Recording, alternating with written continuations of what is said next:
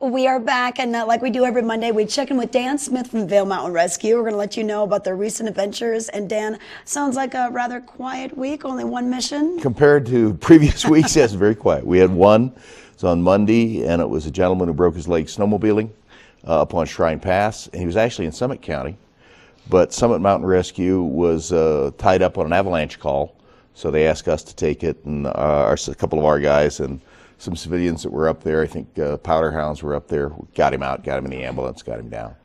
The real concern right now is the avalanche danger.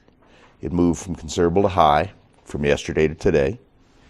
You have tremendous wind loading. My house is at 8,300 feet, and it's howling up there right now. This is really going to wind load the slopes.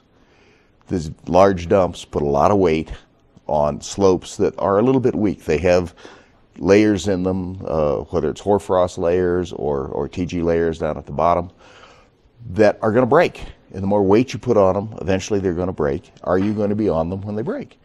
This is not the time to be in the backcountry, not for the next couple of days. Let's let this stuff settle. A couple days after the storm at least. If you're real good and you want to go do it, that's fine. This is not the time for our guests to go out the backcountry gates. That's not a good idea. It's often not a good idea.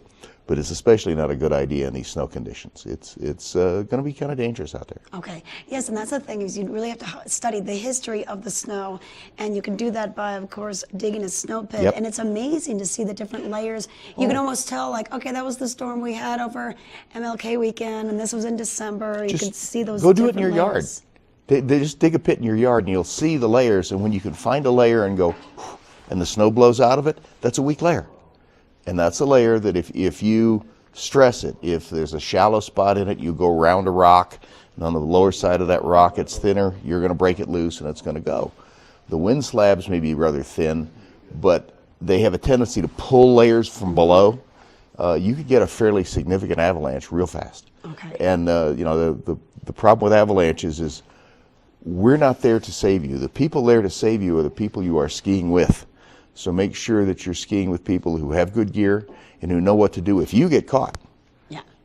And also, if you're going to be heading out into the backcountry, be prepared to stay overnight. Maybe have a little extra bite to eat in your pocket, a little energy bar, water. One of the fist-sized bivy sacks, they're about that big, and they'll keep you warm all night at most temperatures if you get good clothes on.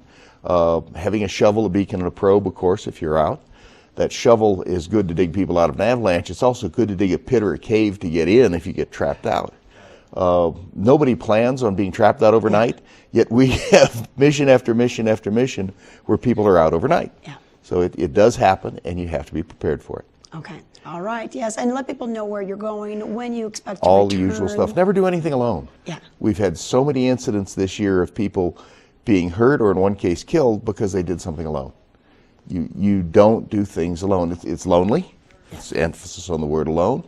And it's not as much fun, and it's damn sure not as safe. Yeah, okay, perfect. Well, Dan, I'm glad you had a quiet week. Hoping for another one.